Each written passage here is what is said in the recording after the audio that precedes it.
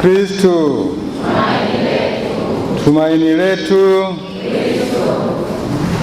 Ndugu zangu wapendwa, nichukue nafasi hii kuwapongeza kwa mfungo wa Kwaresma ambao umetupelekea leo kufurahia ushindi wa Bwana wetu Yesu Kristo mfufuka.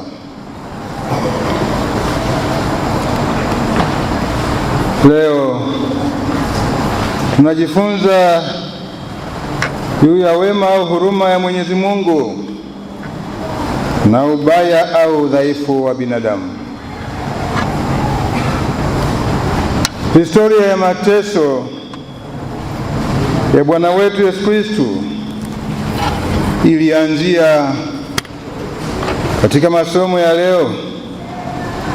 Tumesikia somo la kwanza na masomo matatu ya kwanza yakielezea historia ya mwanadamu na maanguko yake.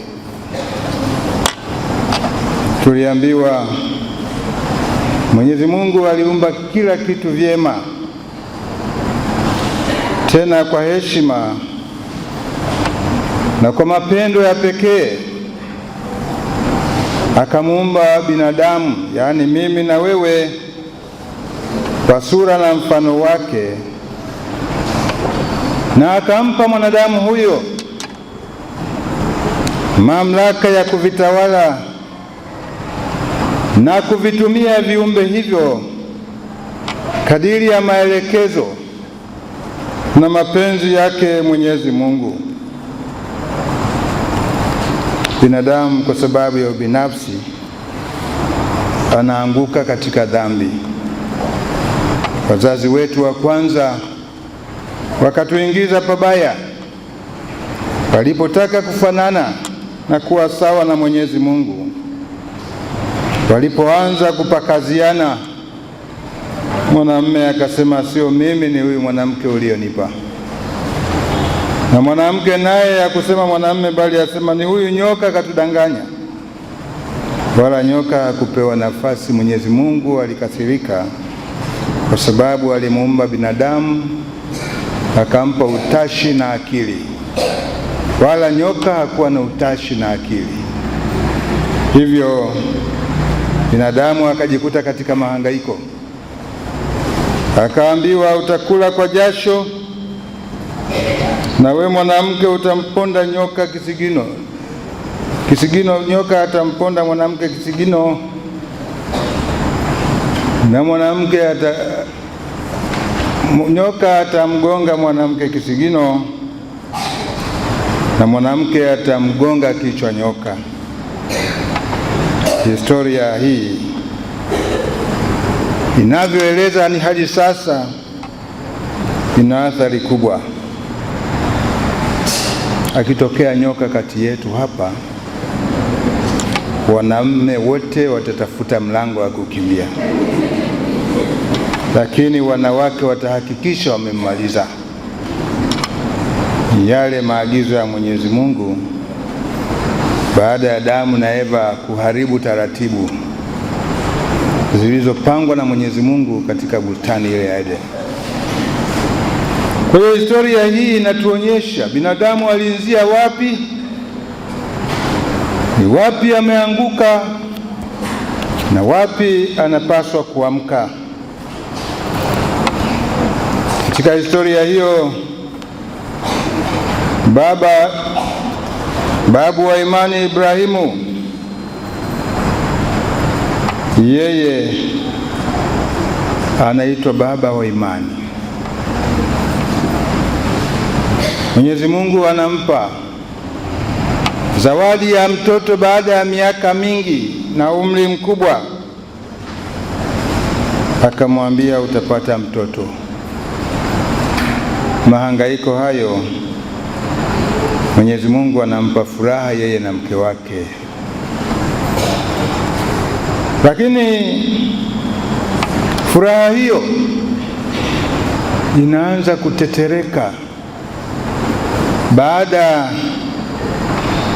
ya Mungu kumwagiza amtolee sadaka mtoto wake mpendwa Isaka au Isaka. Cha ajabu, hakumwaga mke wake, na wala hata Isaka mwenyewe hakujua anaenda kufanywa nini. Na kama Abrahamu angemwambia mke wake kwamba Mwenyezi Mungu ameniambia nimtoe sadaka Isaka, pasingetosha. Mama asingependa mtoto wake pekee atolewe sadaka.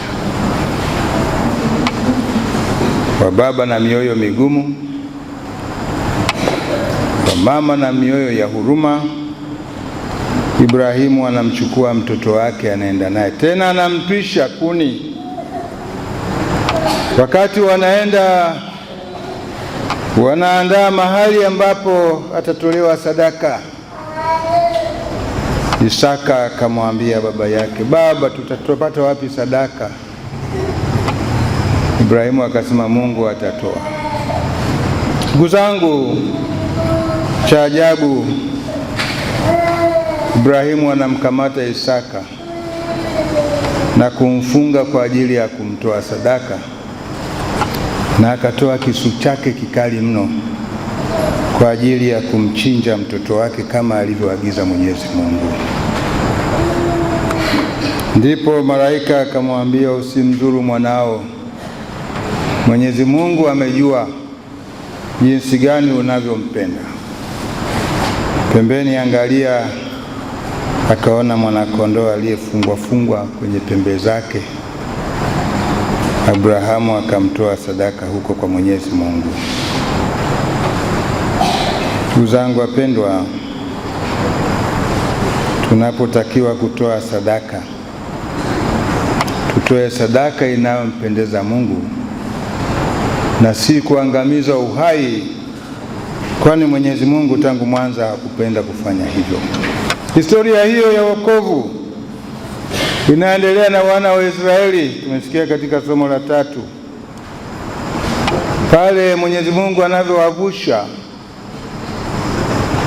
katika bahari ya Shamu kwa namna ya ajabu. Wale wa Farao waliangamia kwa sababu walitaka kuangamiza mpango wa Mwenyezi Mungu. Ndugu zangu, tukio hilo Mtume Paulo analifananisha na tukio la sakramenti ya ubatizo. Hivyo kukombolewa kwa Waisraeli toka Misri ni mfano wa ubatizo unaowaokoa wabatizwa toka utumwa wa dhambi na mauti. Baada ya somo hilo la 3 wanakuja manabii. Na manabii wanakuja kwa sababu wana wa Israeli baada ya kufika katika nchi ya ahadi hawakuona tena maana ya kumshukuru na kumtukuza Mwenyezi Mungu. Wanachonga ndama wa dhahabu, wanaabudu mawe na miti. Hilo halikumpendeza Mwenyezi Mungu, anaamua kuwaadhibu mikononi mwake. Ndio wale watoto watakatifu waliokufa bila hatia. Safari ya Yesu ya kutukomboa ni ndefu. Tunaweza kufikiri ni fupi. Pale msalabani aliona jinsi uzito wa mateso yake. Alisema kwa baba yake, Baba, kikombe hiki ikiwezekana kinipitie mbali. Alipotoka jasho la damu, lakini akasema, sio kwa mapenzi yangu bali mapenzi yako wewe. Akisali na mitume wake, akitaka kukabili mateso yale, alienda kwa Mwenyezi Mungu akaongea naye. Mara ngapi sisi tunamkimbilia Mungu katika shida zetu? Mara ngapi tunapiga magoti na kumwambia Mungu tusaidie? Au tunatembea kwa madhehebu na hata tunatafuta mafuta na kuyakanyaga badala ya kwenda kupiga goti na kumwambia Mwenyezi Mungu tusaidie. Yesu ametufundisha mfano, anasali kabla ya kukabili mateso. Katika safari ile ambayo ni ngumu kuiona, alienda mpaka msalabani. Bado hawakuacha kumtesa, kamtundika juu. Huyu ni Yesu. Na alipokuwa msalabani alisema kwamba Baba, uwasamehe kwa kuwa hawajui watendalo. Tunapotenda dhambi, tunashiriki nasi kumtesa Yesu kama wale waliosema msulubishe. Zitaondolewa pale tunapokaribia kiti cha kitubio. Vinginevyo tunaishia pabaya kwenye dhambi. Ndugu zangu wapendwa, ndiye huyu Yesu karibu na kukata roho pale msalabani akamwambia Baba, yametimia. Lakini kabla ya hapo akamwambia Yohani, tazama mama yako. Hakutaka kumwacha mama yake bila mtu, na akamwambia Maria mama yake, tazama mwanao. Kwa kumwambia hivyo alimwambia mama na sisi kwamba tutazame. Tunapopiga magoti tukimwomba mama Bikira Maria apitishe sala zetu kwenda kwa Yesu, zinapokelewa. Lakini yawezekana kabisa sisi Wakristo wengi tunashika rozari kama hilizi, hatuisali, tunaivaa tu tuonekane kwamba ni Wakristo. Hapo hatupati neema yoyote wala msaada wa Bikira Maria. Tunapata tu pale tunaposali kumwomba mama Bikira Maria apitishe sala zetu kwa mwanawe. Ndugu zangu wapendwa, huyu ni Yesu ambaye watesi wake walipofika mahali wakasema tumemaliza kazi, akatokea mtu mmoja anaitwa Yosefu Arimathayo akaomba achukue mwili wake, walau na yeye akapata neema kwenda kumhifadhi Yesu. Kwani mitume wake wengi waliishia mitini. Hata aliyempenda mno Petro alimkana mara 3. Na alipoambiwa utanikata, asema hapana, mimi sitakukana wewe Yesu, niko tayari kufa. Akaweka upanga wake. Lakini alivyokata mtu sikio, Yesu akamwambia weka upanga wako alani. Kuanzia pale Petro akaona usalama wake haupo. Upanga ameambiwa tupa. Yesu mateso yanamzidi. Uzee aliyokuwa nao hakuwa na nguvu tena zaidi ya kusogea pembeni. Mama mmoja kidogo mdogo tu akamwambia wewe hakika ni mmoja wapo. Asema mimi hala. Hofu. Mara nyingi tuna hofu ya kutetea ukweli. Mara nyingi hatutaki kusema ukweli kwa sababu ya hofu. Naona watu wanavyoteswa, wengine wanauawa, wengine wanaangamia, lakini hatusemi ukweli. Hofu. Tunaogopa kufungwa. Na pale mmoja anapoteswa tukiona, tunaogopa ushuhuda kama Petro. Anajificha, asema simjui mtu huyo, kwa kuogopa adhabu. Sababu adhabu aliyokuwa nayo Yesu ni kali. Si moja tu, mara ya pili, mara ya 3, kama alivyoambiwa na Yesu, ile jimbi likawia wika au jogoo. Ndipo akagundua kwamba kweli yametimia. Zangu alijuta majuto kamili. Petro alijua sasa hii ni mbaya, kumkana Yesu katika mateso. Ni mara ngapi tumemkana Yesu katika shida mbalimbali? Na wakati mwingine tunamkana Yesu tunapokula chakula mbele za watu. Hata ishara ya msalaba tunaona hapana, tutagundulika. Kinachotutambulisha sisi wa Katoliki ni ishara ya msalaba. Lakini tukishakaa kwenye kundi la watu au kwenye mikutano, unaangalia pembeni huku na huku, afu unaanza kufanya hivi, kujificha ficha. Mara ngapi tunamkana Yesu?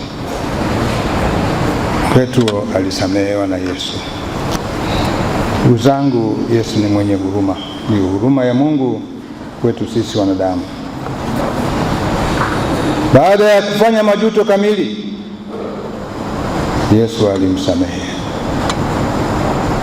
Lakini yupo mmoja ambaye mpaka leo hawezi kuwepo katika vitabu vya watakatifu,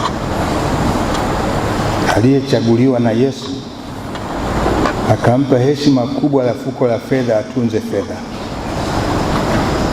na fedha hizo zikamwacha aishie pabaya. Akamuuza hata bosi wake aliyompa cheo hicho, Yuda Iskarioti. Na Yesu alimwambia, utanikana. Tena akamwambia, ufanyalo fanya haraka. Akaenda kufanya biashara. Mtanipa shilingi ngapi? Mtanipa nini? Wahasibu, msije mkatuuza. Muwe mwangalifu, msije mkatupiga bei. Rafiki yenu Yuda, ule mfuko wa pesa haukuwa na thamani tena. Ibilisi alipomuingia na kumuuza Yesu, Yuda hakuona tena maana ya kuishi. Akatupa fuko la pesa, kachukua kamba, kajinyonga. Ukifika Israeli kuna mahali pa kuzikiwa wageni. Kama ukienda kule ukafa, utazikwa kwenye shamba la Yuda Iskarioti, msaliti. Ndugu zangu, ndio maana nikasema huyu hataonekana mahali popote kama mtakatifu. Tusiwe wasaliti. Msaliti ni mbaya. Kwa hiyo ndugu zangu, huyu ni Yesu ambaye baada ya kufa na kuzikwa, kuhifadhiwa, ahadi yake inatimia. Tumesikia wamama wawili, Mariamu na mwenzake Magdalena, walienda kule kaburini. Angalia wamama walivyokuwa na nguvu. Kutokea msiba wa mama wanalia kweli na kuanguka. Ndawa kuna wengine wanaliza wenzao, alafu baadaye ndio wa kwanza huko nje wanacheka, shughuli zinaendelea. Lakini nguvu waliokuwa nayo akina mama hawa, walienda mpaka makaburini bila woga wowote. Akamkuta malaika hapo, akauliza, yuko wapi? Umemweka wapi? Kaburi limefunguliwa. Na baada ya kupata ujumbe huo akakimbia kwa mtume ambao nao wamejificha, wamejifukia. Wakina baba wamejificha, wakina mama wanamfuata Yesu. Poleni sana wakina baba, ongeleni wakina mama. Sasa Yesu anatoka kaburini. Hapo sasa ndipo kunako kufanya mimi na wewe kuwa Mkristo. Kama Bwana wetu Yesu Kristo angeishia pale kaburini, asingeamka, ingekuwa ni ujinga na upuuzi mkubwa kujiita wa Kristo. Tunamfuata nani? Sisi tunamfuata aliye hai, sio mfu. Na Yesu alipoamka, kwa sababu alijua mitume wake na wale wafuasi wengine walikuwa na mashaka makubwa, aliwaambia, amani kwenu, msiogope. Jamani, historia hii ya wokovu ni nzuri sana. Mtu mmoja anaitwa Tomaso. Tomaso ni watu wasioamini, na kama kuna Tomaso aliyokuwa hapa, poleni sana. Akasema ni lazima niguse kwa kidole changu ndio niamini. Na alipotokea Yesu akamwambia, njoo haraka Tomaso, fanya haraka, gusa. Hakugusa. aliamini kwamba ndiye Yesu kweli, tena akakiri kwamba Bwana wangu na Mungu wangu. Yawezekana kama asingeambiwa aguse, leo hii katika ulimwengu huu geugeu wangekuwepo wakina Tomaso wengi waliotaka kumbona, hatuna uhakika aligusa nani. Tomaso aliambiwa njoo uguse, akasema hapana. Ndugu zangu, huyo ndiye Yesu ambaye sisi tunamfuata, aliyetoa uhai wake kwa ajili ya kutukomboa sisi. Sasa sisi tunaokombolewa tunaishije katika dunia hii? Tunaishi kwa ajili ya mapenzi ya binadamu au kwa ajili ya mapenzi ya Mungu? Leo hii mauaji yanaonekana ni kitu cha kawaida kabisa. Mwingine kuchukua upanga na kummaliza mwenzake anaona sio tatizo. Yesu alishinda mauti. Kifo hakina nafasi tena, lazima tufe. Lakini kufa kwetu tunaamini tukiishi vizuri hapa duniani kwa kumpendeza Mwenyezi Mungu, tunafika kule mbinguni tunako tamani sote. Wapendwa, tumeshakombolewa kwa damu ya Yesu. Ni wajibu wetu kuzidi kuishi imani yetu, na wala tusiwe na mashaka tena, kwani aliyekufa akazikwa amefufuka. Imani yetu inadhihirika kwa ufufuko wa Kristo. Ndugu zangu, tuifurahie Pasaka ya Bwana. Ufufuko wa Yesu ni ufufuko wetu kutoka katika dhambi. Ninawatakia kila jema na sherehe hizi za ufufuko wake Bwana wetu Yesu Kristo. Mungu awabariki nyote, mfufuke naye kuacha dhambi na kumfuata yeye. Tumsifu Yesu Kristo.